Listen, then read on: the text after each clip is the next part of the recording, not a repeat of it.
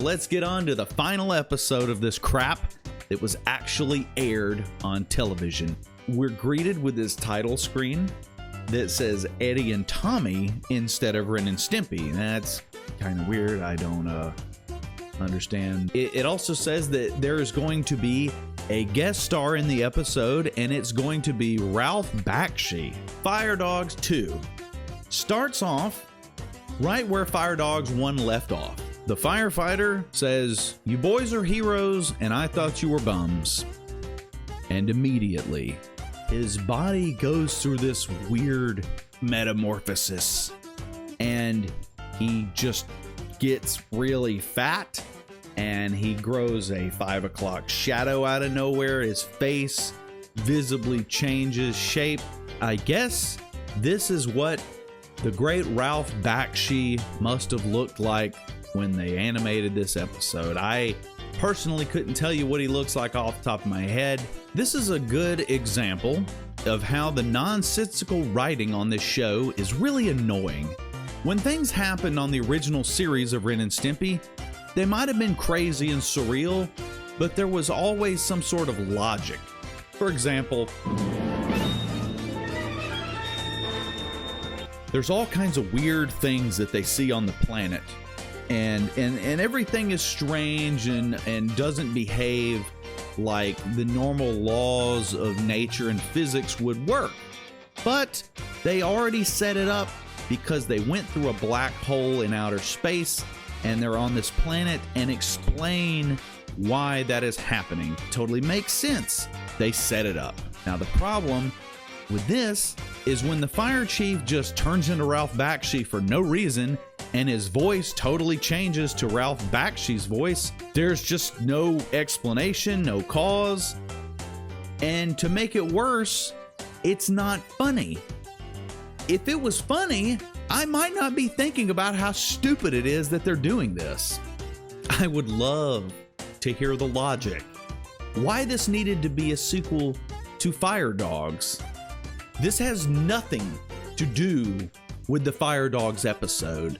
They could have just as easily had an episode where they were standing on the sidewalk and a man just walks up to them, and it could be played by Ralph Bakshi. That makes far more sense. I think it's important to note that all these gaps in a surrealist cartoon would really not be so aggravating if there were jokes and they actually made me laugh. Now, Ralph Bakshi invites Ren and Stimpy to come back to his place, which during this episode, I can never tell if they're at his apartment or the firehouse. It's like really hard to tell. It's vague, and who really gives a crap anyway? They go back to his place, whatever that place may be, and then he invites them to watch him take a dump. How hilarious. Ralph Bakshi is constipated, and he's having a hard time going to the bathroom. This is on a program that is supposed to be for adults. After fireman Ralph Bakshi invites them to come live with him at the firehouse, they celebrate. And this is another thing that just really gets my damn goat. Stimpy just starts playing the flute out of nowhere, and Ren starts doing this dance. I want to say that back on the old Ren and Stimpy, wasn't there an episode where they had like a funny dance and a funny song to go along with it? This is not that. This is not that at all. This is like a very desperate attempt to try to get us on their side. It's not gonna work. After way too long of really nothing going on in the cartoon, Bakshi decides he wants to go look for women. They're driving to town, and it's reminiscent of that movie National Lampoon's Vacation, where Chevy Chase just sees Christy Brinkley driving in a car next to him on the interstate, and Ralph Bakshi is hollering at her, and he wants to give her, his address and all that stuff, and he's hitting on her and that kind of thing. And then they go to a restaurant. At the restaurant, we have another fantastic joke. Ralph Bakshi gives Ren and Stimpy cigarettes. And the most obvious joke you could imagine. And I don't even have to tell you. You know what I'm about to say. Ren smokes the cigarette, and then Stimpy tries to smoke it, and because Stimpy is like the innocent guy, of course, he doesn't know how to smoke, and he chokes on it, and it makes him sick, and he turns green, and I like literally am infuriated with how pathetic the writing is on this show, because the original show was so creative and unique and original and did so many things that I've never seen before. And now with this fucking cigarette bit, they have Stimpy turning green just like old Pluto cartoons I used to watch when I was a kid. Hey guys, hey John, these jokes are from like the 30s. Like Disney was doing these jokes literally in the 1930s. Very original, very creative. After the smoking hilarity, Ralph Bakshi decides to just start acting really creepy and disturbed.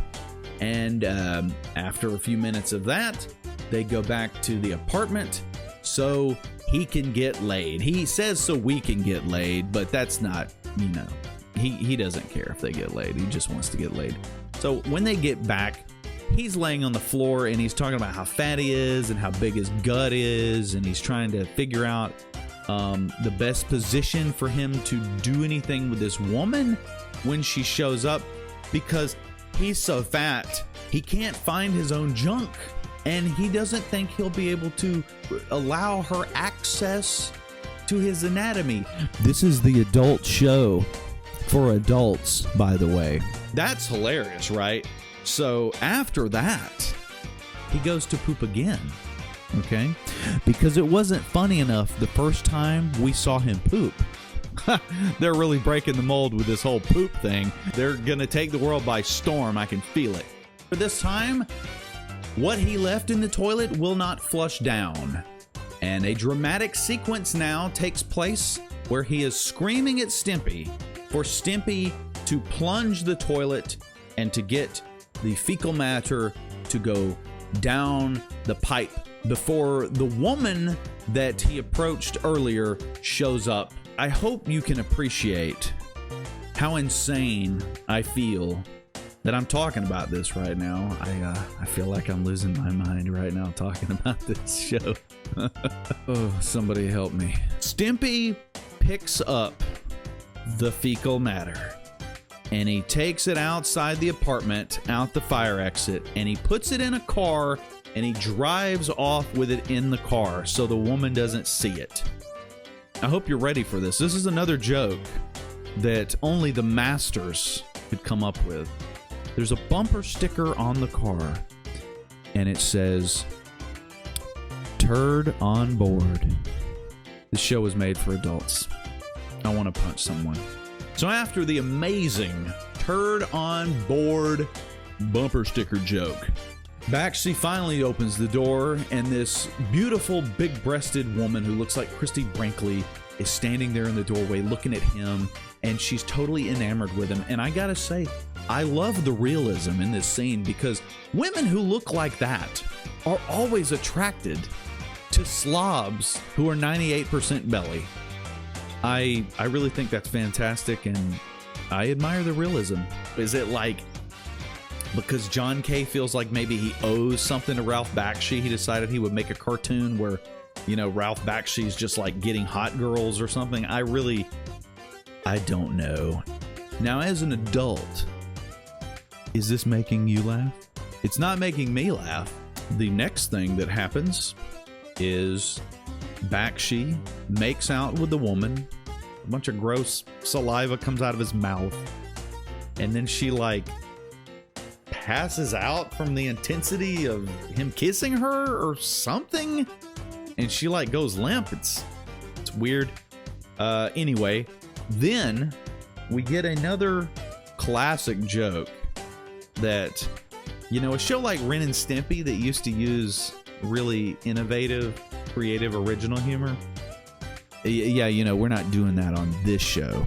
So instead, they use the most obvious joke that you could ever imagine, which is, it says 12 seconds later, And then Ralph Bakshi is laying on the bed, smoking a cigarette.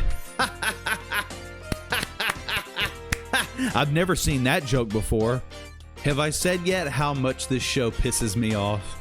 I know you can't wait to hear what's next. So next, they're asleep, and Bakshi wakes up in the middle of the night. He thinks that Ren and Stimpy are circus midgets. Again, this is a thing that happened in Firedogs, and I know it happened in the Rubber Nipple Salesman episode. So now Bakshi is acting more like the fireman character all of a sudden. I mean, hey, why does it need to make sense? If you wanted it to make sense, fuck you, right, John? Right, John? So he's chasing them around with the fire axe, and he's trying to kill them. I hate this so much. He just keeps trying to kill them, and it takes so long for this sequence to end. He just keeps doing it. And it wasn't funny in the first place, but now it's just going on and on. Eventually, he swings the axe at Stimpy, and like right before he connects and cuts Stimpy in half, for some reason he just stops the axe like in midair, and then he just lays down and go back to sleep. Then they all crawl back in the bed, and he wakes up in the morning, and they're all still shaken and paranoid because he tried to murder them all night or whatever. And he asks them if, you know, they would take care of him and the firehouse when he gets too old to do it. And he reveals, this is important now, he reveals that he has been grooming them to take over the firehouse. Now, considering that John K. was the director of this episode, isn't that an interesting choice of words? He was grooming them. Just think about that for a minute. He put that in the show. Just wanted to point that out. Anyway, so Ren and Stimpy promise to take care of Ralph once he becomes an old invalid. Then he gets up, he puts on his fireman outfit to go to work, and then he says, I love you guys, you're fired. Then it just cuts to the end of the credits. Fuck this show. So that was the first 3 episodes of Ren and Stimpy Adult Party Cartoon. I love you guys. Like, comment, subscribe. See you next time. Fuck this show.